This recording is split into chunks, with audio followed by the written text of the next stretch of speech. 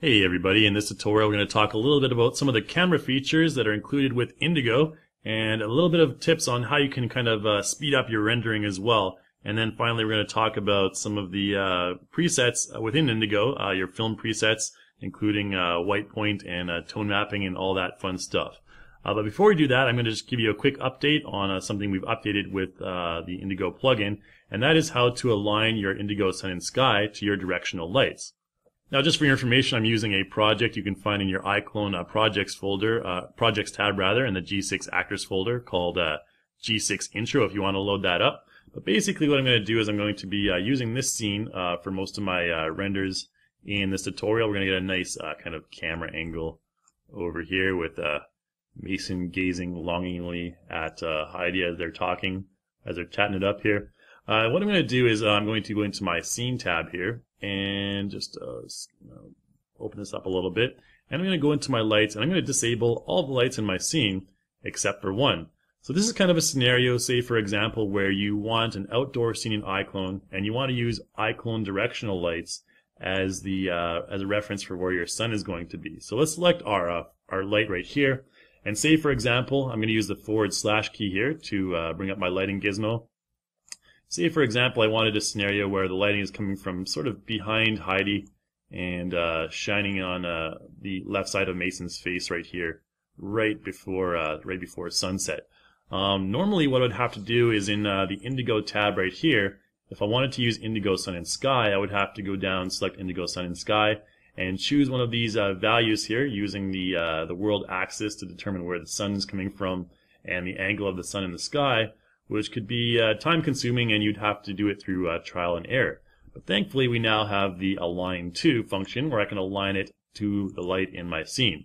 So if I select Align to Light 01, which is the one I have selected, you can see right there, and I render this in Indigo, we'll have the sun and sky coming from the left side of Mason's face, and it should be fairly low on the horizon as well here.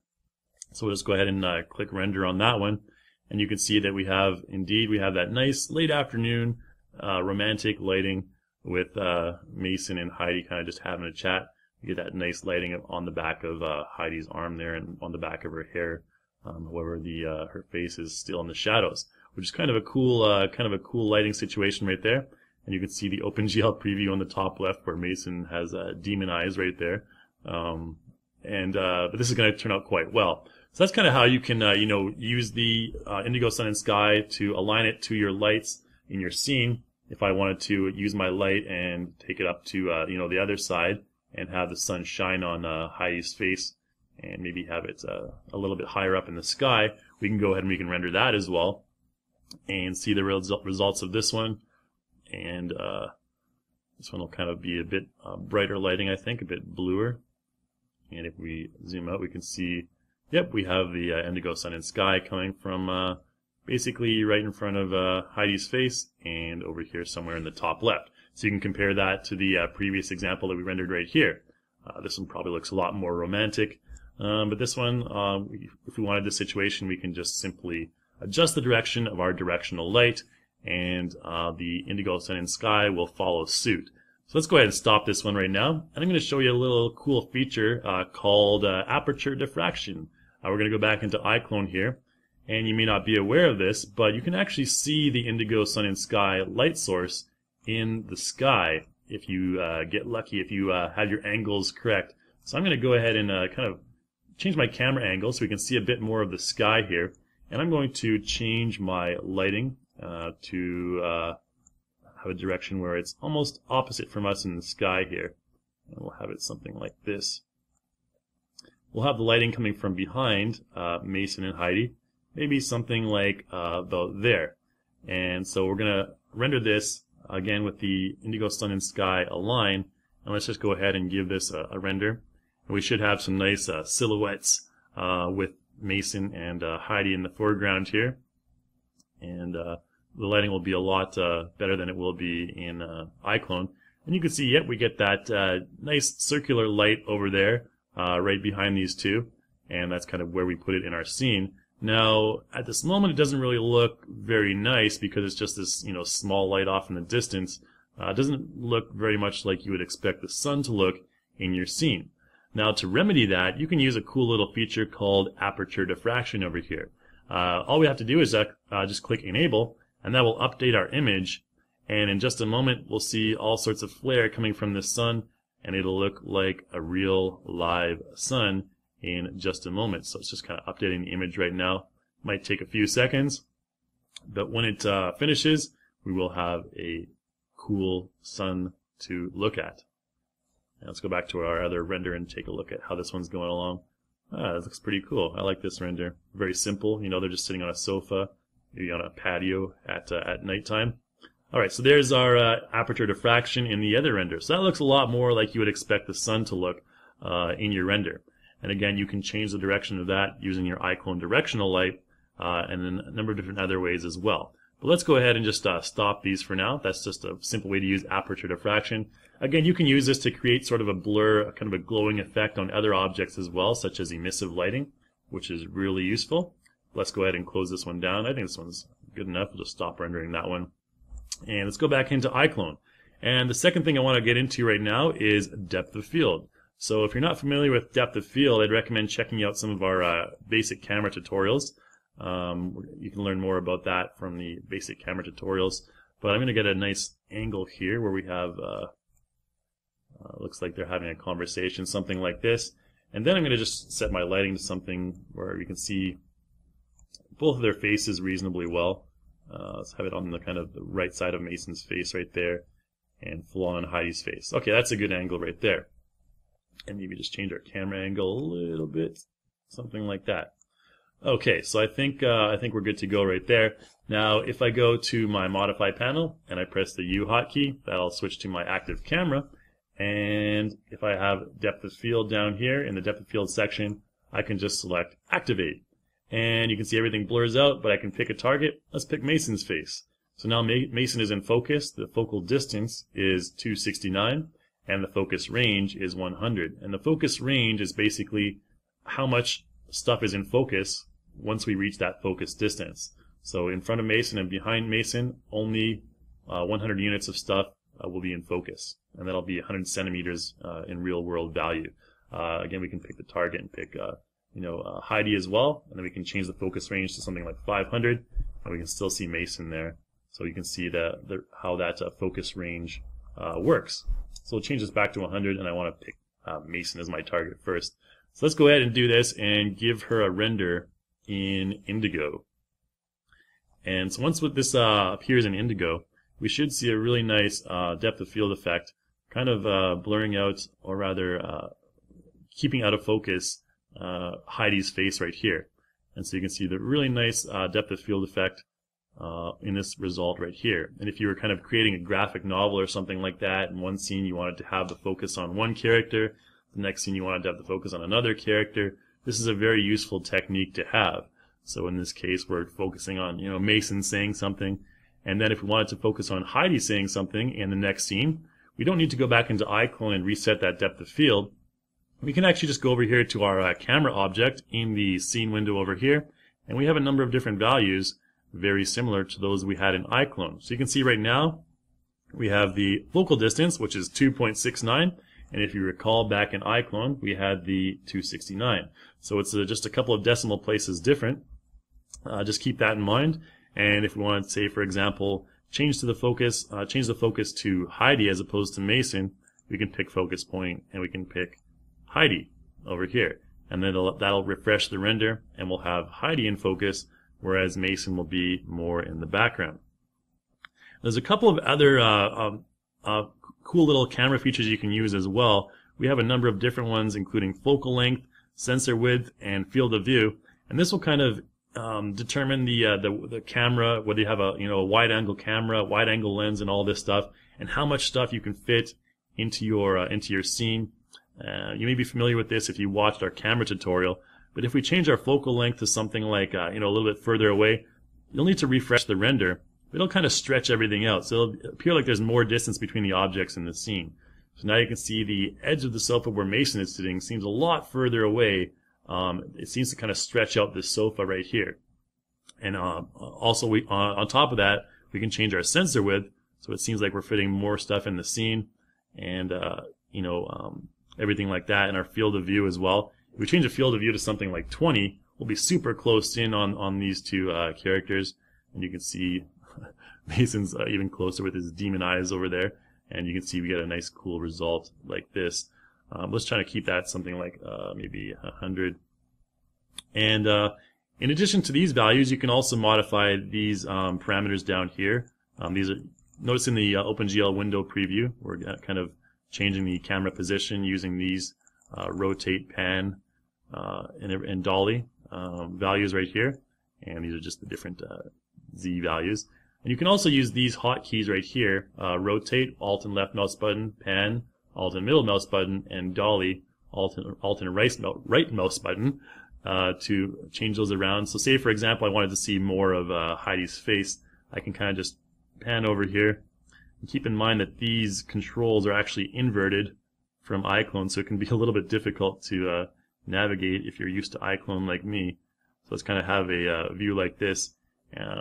And because we have that wide angle lens, we kind of have more of a stretched result, which is kind of cool. If I want to zoom in a little bit on these two guys just hanging out on the sofa, we can get a very interesting view where they're kind of, everything seems to be stretching off into the vanishing point. And you'll notice that Mason's head seems a little bit stretched out, and the arm especially seems stretched out to the corner.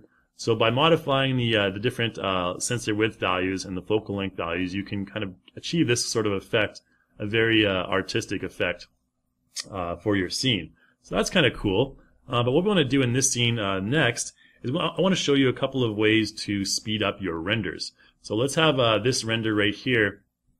We have this kind of interesting angle. Let's kind of keep this one rendering for now. We can we'll just close this one down, the romantic one. And let's go back into iClone, and let's start a couple of renders from here. Actually, let's go back and stop this one. We don't really need this one right now. We'll just go ahead and stop it. It looks kind of cool, but we'll have to close it down. For now, what I'm going to do is I'm going to show you a couple of quick ways to speed up your renders. So we'll go to the Indigo tab, and you'll notice at the very bottom of the Indigo tab we have the supersampling factor. So there's a couple of ways you can speed up renders using supersampling and GPU acceleration, which we'll talk about in just a moment. Now, essentially, supersampling is kind of just cheating on the light calculations. It's kind of combining certain light rays into one, and it's kind of just estimating those calculations, essentially. So what you can end up with if you have a supersampling too high is your scene can be a little bit blurry in your final render, but that's only if you have it super high. I tend to find that a value such as a 5 or 6 will work just fine and increase your render speeds. Let's try a couple things. Let's just render this using our normal settings. So we'll go ahead and click render right now. And then what I'm going to do is I'm going to go ahead and render this right away, once again in iClone. So we'll just let this one render with our normal settings. And let's go back into iClone. And let's go ahead and set the supersampling factor to 5. And then I'm going to go and render this one more time. But once I get into Indigo, I'm going to just stop the render, and what I'm going to do is enable GPU acceleration as well. So let's go ahead and stop this for now, and I want to go from imaging over to render settings. And we have the option to enable GPU acceleration, which I'll select, and you can see the render mode changes to path tracing. Which is not bad actually. The only reason you'll need another type of render mode, to be honest, is if you're creating refraction off of glass or through certain semi-transparent surfaces and all that stuff. Path tracing will normally have a fairly decent result. So let's go ahead and give this one a render with GPU acceleration and our super sampling active. And notice that the render procedure, the render process, is quite different. It starts out very dark, and then we get almost sort of like a toon shader type deal, where it's kind of calculating the shading in a shorter period of time. So we're getting a result like this, and you'll notice already that we have a little bit less graininess in the background, and we have these sort of like horizontal lines. If you pay close attention, it almost looks like a Photoshop effect or something. But notice that there's a lot of change between the different rounds of rendering. And if we go back to our other one, let's take a look at the time. This one's already 1 minute and 32, and if we go back to the super sampling one, this one's only 43 seconds. So you can see the result right there right away. And let's try and wait for this one more round of rendering. We should see it brighten up quite a bit. the GPU acceleration is basically using your GPU to really help with the rendering time. And on this current laptop, I have an NVIDIA GeForce GT 540M CUDA with 2 gigabytes. So it's nowhere near your top of the line video card. But if you did have a top of the line video card like a 900 series GeForce or something like that, you'll have much faster render times than I will here. So that's basically a couple of different ways you can increase your render times. Let's go ahead and stop this one over here. This one's at 2 minutes and 23 seconds. We'll go ahead and stop that one and take a look at this one. So this one's basically a minute behind. So by the time this one gets up to 2 minutes and 30 seconds, it's going to be a lot nicer. In the meanwhile, we're going to take a look at the tone mapping and the white point values. So while this is rendering, I'm going to go over to render settings to imaging, and you can see we have a couple sections here, one for tone mapping and one for white point. Now, tone mapping, you can use these actually in combination to create some really interesting results. Now, there's a number of different filters here. These are basically like your Instagram type filters, and they're essentially film presets based on different types of film. And you can, mess around with these. Use this gold one, which is much more of a warmer color. It gives much more of a warmer tone to your frame right there. And all these different ones. They have very, very subtle differences, most of them. This one's a fairly high contrast one you can see here. And notice that the time right now is at 2:30. So if we have this view right here, let's go back to our original DS315 3 right here. So we'll select this one right here and then go back to our other render. You can see the graininess is much more apparent in this render at 2 minutes and 24 seconds than it is at this one, on this one with 2 minutes and 40 seconds. So that's a great example of how the GPU acceleration and the super sampling can combine to, just speed up your render a little bit if your video card isn't that great. So let's go ahead and continue with the tone mapping now. You can also hover your mouse over this drop-down menu right here and just scroll through, and you can see the different results as they update. So these ones have, like I mentioned, very subtle differences. This one might be nice. And you can also adjust your EV values and your film ISO values as well. So film ISO is generally used, in low lighting situations. If your scene is very low lit, you want to use a higher film ISO. But if your film ISO is too high, it can create some graininess in your scene and overexposure. So you don't want to mess around with that one too much. You want to keep that one down at around 81. The EV adjust value actually includes film ISO as one of its values, in addition to other things such as shutter speed and everything like that. You can find out more about these values on, photography websites. I'm not really a professional photographer by any means, so I'm just giving you a brief explanation of these. But say, for example, if we decreased our EV adjust, we'll get a much, more interesting scene, like a late evening scene like that, very romantic, and then we can, change to something a bit cooler like that, and we get that nice, almost like right after sunset type lighting situation. And you can also combine that with your white point as well. Now, the white point has presets, just like the tone mapping does, and we can change these to different values. You can see the difference in these values right here. The 55 is much warmer, and you get some turquoise type shading or turquoise type tone mapping on your scene. You can also choose to pick a white point as well. If I wanted to pick a white point, say for example, I wanted to make my scene look a bit warmer. If I wanted to make my scene look a bit warmer, I can choose pick white point, and I can choose an area that is a very cool color, such as Mason's jeans right here. You can't really see it right now, but if I select that, you'll notice that it'll choose blue as the white point. You can see down here in the histogram, and the entire tone of our scene will get a lot warmer. It's almost like they're having a chat on the sofa in the middle of the desert late at night.